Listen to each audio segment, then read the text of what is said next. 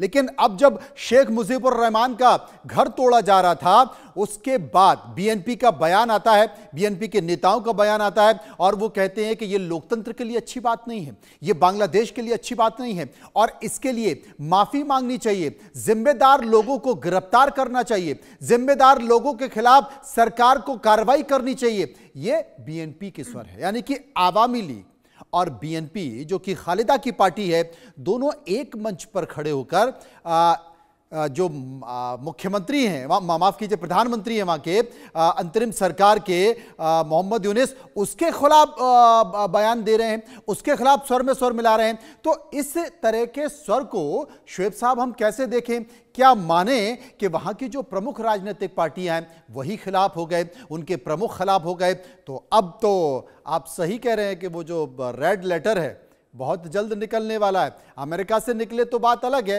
वरना बांग्लादेश की सरजमी से ही निकलेगा।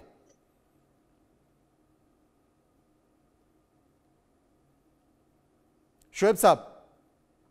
मनोज भाई, पहले मैं हमारा जो हरिमान भाई की बात में बहुत सहमत हूँ। पूरा एक बात कहता हूँ कि आपने पूछा कि मेरा अफरोज शाओन का कसूर क्या है, सुहाना साबा की कसूर क्या है। मैं कहता हूँ कि इनकी एक ही कसूर है कि बंगाली है। 71 में पाकिस्तानी बंगाली के ऊपर अत्याचार किया और 2025 में बंगाली पाकिस्तान की नाजायज बच्चे, पाकिस्तान के नाजायज दलालों ये बंगाली के ऊपर अत्याचार कर रहे हैं। यही हमारा कसूर है कि हम बंगाली गए। और मैं कहता हूं 71 में वो हार गए, फिर से हारेगा। मैं आपको बात को जरूर मानता हूं कि जो जितने लोग गए ये शेख मुजीबुर रहमान साहब के घर तोड़ने के लिए, आप देखेंगे वहां टोटली 2000 लोग भी नहीं थे और इनके सबके हाथ में हमास की फ्लैग, इस्लामिक स्टेट की फ्लैग, अल-कायदा की फ्लैग। ढाका शहर की जो पॉपुलेशन है 2.5 करोड़, 2.5 करोड़ में 2000 गए, वो 2000 भी ढाका का है नहीं। अगर ढाका की 2.5 करोड़ में 50 लाख सड़कों में आ जाएगा, कहां भागेगा यूनुस? और आपने सही कहा कि आप बीएनपी भी बंगाली है, अवामी लीग भी बंगाली है और जितने लेफ्ट एंड वगैरह पार्टी है वो भी बंगाली है। अभी जो ये बंगाली के खिलाफ यूनुस के जंग, क्योंकि यूनुस के आका डिप्टी और पाकिस्तानी आईएसआई की जो जंग है ये बंगाली के खिलाफ जंग है। और अभी ये बंगाली समझ रहा है, अभी बंगाली इकट्ठा हो जाएगा, क्या तो बीएनपी हो या अवामी लीग हो या लेफ्ट पॉलिटिकल पार्टी हो, सब एक, सभी एक हो जाएगा, सेम एज 1971 एंड वो सड़कों में आ जाएंगे। मैं तो बहुत डरता हूं भाई कि इतने गजब होने वाला है कि इनके कोई बॉडी का कोई निशाना भी नहीं मिलेगा। और यूनुस को कहता हूं मैं, आप इंडिया न्यूज़ मतलब ये कहा जा सकता है कि मोहम्मद यूनुस के खिलाफ जलजला आने वाला है। भारी मोहन साहब, मैं एक चीज पूछना चाहता हूं आपसे कि मोहम्मद यूनुस जब आए तो ये कहा गया, शेख हसीना ने कहा कि साहब इसके पीछे अमेरिका था, गोरी चमड़े वाले थे, सफ़ेद चमड़ी वाले लोग थे और वो आए और उन्होंने ये पूरा तख्ता पलट करवाया। लेकिन मोहम्मद यूनुस आए तो क्या अमेरिका ने ये सोचा था जो हो रहा है, या फिर मोहम्मद यूनुस आए तो पाकिस्तान में इसकी स्क्रिप्ट पहले से ही लिखी हुई थी? क्योंकि जो कुछ हो रहा है मोहम्मद यूनुस तो नहीं कर रहे हैं और जो कुछ हो रहा है ये तात्कालिक नहीं है, इसकी स्क्रिप्ट बहुत पहले लिखी जा चुकी है। सर, बहुत अच्छा क्वेश्चन पूछा है। जो हो रहा है असलियत में यही प्लान्ड है, यही टूल किट है, यही उस टूल किट के स्टेप्स हैं जो कि फॉलो किए जा रहे हैं। डीप स्टेट ने इसे लिखकर भेजा था। अभी हम 5-6 दिन पहले या हफ्ते भर पहले देखते हैं, एलेक्स सोरोस यूनुस से मिलकर गया है। ये एलेक्स सोरोस यूनुस से क्यों मिलकर गया है? क्योंकि एलेक्स सोरोस असलियत में यूनुस को एक ढांढस बना दे आया था कि देखो टेंशन मत लो, भले ही अमेरिका में ट्रंप आ गया है, भले ही अमेरिका ने यूएसएआईडी बंद कर दिया है, पैसे मिलने बंद हो गए हैं, लेकिन तुम्हारी फंडिंग जारी रहेगी। यहां ध्यान रखना है, फंडिंग बांग्लादेश की नहीं, यूनुस की फंडिंग जारी रहेगी। बांग्लादेश जिस सिनेरियो में या जिस स्टेचर पे पहुंच चुका है वहां फंडिंग की जरूरत नहीं है।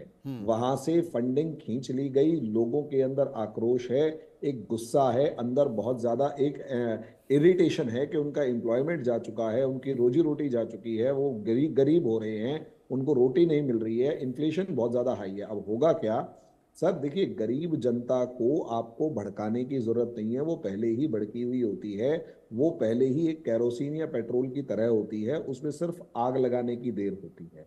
बांग्लादेश में असलियत में वो आग लगाई जा चुकी है या लगी हुई है।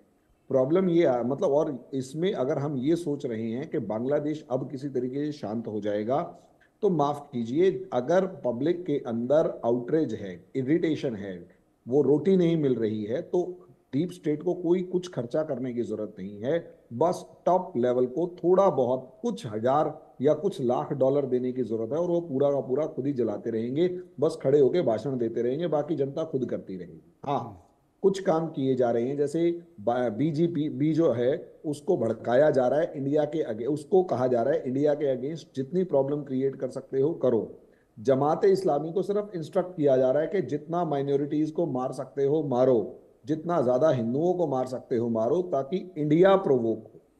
इंडिया जितना ज्यादा रिस्पॉन्ड करेगा उतना ज्यादा लोगों में एंटी इंडिया सेंटीमेंट बढ़ेगा, और जितना ज्यादा एंटी इंडिया सेंटीमेंट बढ़ेगा, वहां जितने भी लोग होंगे बांग्लादेश में, वो बंगाली आइडेंटिटी को भूलकर अपने आप को रेडिकल मुस्लिम आइडेंटिटी में देखेंगे, और इंडिया को प्रोजेक्ट किया जाएगा जैसे पाकिस्तान में प्रोजेक्ट किया जाता है हिंदू कंट्री। वहां वो उनकी एक अचीवमेंट होगी। इसलिए जितनी भी यूनेस की स्टेप्स हैं वो शेख हसीना की तरफ दिखाई दे रही हैं, लेकिन उससे ज्यादा इंपॉर्टेंट है कि वो सारी स्टेप्स एंटी इंडिया दिखाई दे रही हैं, ताकि इंडिया ऐसी कोई एक गलती करे और पूरे के पूरे बांग्लादेश में आग की तरह बात फैलाई जाए कि देखो इंडिया हमारे इंटरनल मैटर में इंटरफियर कर रहा है, और अगर इंडिया हमारे इंटरनल मैटर में इंटरफियर कर रहा है तो इंडिया हमारा दुश्मन है। तो सपोर्ट कौन कर रहा है? पाकिस्तान कर रहा है, इसलिए पाकिस्तान हमारा दोस्त है। तो सर ये एक नैरेटिव वॉर चल रहा है, इसमें पैसे की बहुत ज्यादा जरूरत नहीं है, यही टूल किट का हिस्सा था, ये टूल किट बनाई गई थी और इसी टूल किट को और इसके पीछे डीप स्टेट है, और इसके पीछे डीप हो रहा है, आप देख सकते हैं इसके पीछे डीप स्टेट है। और एक संकेत देने की और कोशिश की गई है शोएब साहब, ये कहा गया है कि भाई शेख हसीना भारत में बैठी हैं, भारत में बैठकर बांग्लादेश के खिलाफ लगातार वो भाषण दे रही हैं, बांग्लादेश में जो भाषण दे रही है, जिस बात का जिक्र कर रही हैं, यहां पर हिंसा फैल सकती है, और अगर वो भारत में बैठकर इस तरह का संकेत देंगी तो इसके लिए भारत को तैयार रहना चाहिए। संकेत साफ है शोएब साहब। मनोज भाई देखिए, ये सब बात क्यों कह रहा है कि हमारे यहाँ foreign investment during the last 6 months 71% foreign investment fall कर गई। बांग्लादेश में 10,000 फैक्ट्री बंद हो गई, अभी गारमेंट भी बंद होने वाला है। और मैं एक बात हरिमोहन भाई से मानूंगा नहीं कि बांग्लादेश की हर जनता रेडिकलाइज्ड है नहीं, ये बंगाली है, नहीं तो जमात इस्लामी ही पावर में आती बांग्लादेश में। बांग्लादेश के लोग ये इस्लामिस्ट को वोट नहीं देते। हाँ, पॉलिटिकल इस्लाम बहुत खतरनाक चीज, ये पॉलिटिकल इस्लाम, एंटीसेमिटिज्म, ये सब चीज तो हसीना ने भी किया, एंटीसेमिटिज्म खालिदा जिया ने भी किया। क्या है, धर्म के आते हैं तो पॉलिटिकल इस्लाम को फॉलो करते हैं ये लोग, ये बंद करना चाहिए बांग्लादेश में। और अभी जो डीप स्टेट का जो फाइनल कार्रवाई है, मैं कहूंगा कि यूनुस ने तो बहुत लूट लिया। 71% इन्वेस्टमेंट फॉल कर गई, यूनुस के बैंक अकाउंट में बहुत पैसे, बिलियंस ऑफ डॉलर चले गई, सोरोस के अकाउंट में भी जा रहा है कि Bangladesh has become a stock market of Soros and Yunus is the top key dealer of that stock market. जैसे कि बैंक ऑफ इंग्लैंड को बर्बाद करके पैसा बनाया सोरोस ने, थाईलैंड में बनाया, अभी Bangladesh is becoming stock market. But भाई हम बंगाली हैं, हम ऐसे कोई इतना क्या कहते हैं, इतनी शानदार नेशन हम है नहीं। पाकिस्तान के खिलाफ भी आवाज उठाए थे, अभी यूनुस के खिलाफ आवाज उठाने शुरू किया। इसी के लिए तो शावन को सभा को जो जमानत में छोड़ने में वो क्या कहते हैं मजबूर हो गई। बंगाली जाग रहा है और बंगाली जगेगा। पाकिस्तान की कोई जगह इस देश में, इस मिट्टी में, यह बड़ा संदेश है कि पाकिस्तान की जगह न 1971 में थी और न पाकिस्तान की जगह 2025 में है, और बांग्लादेश जागेगा। बस इंतजार इस बात का है कि कब जागेगा। बहुत बहुत शुक्रिया करेंगे शोएब चौधरी साहब का, शुक्रिया हम करेंगे हरिमोहन कौशिक जी का जो इस पर हमारे साथ बने हुए थे।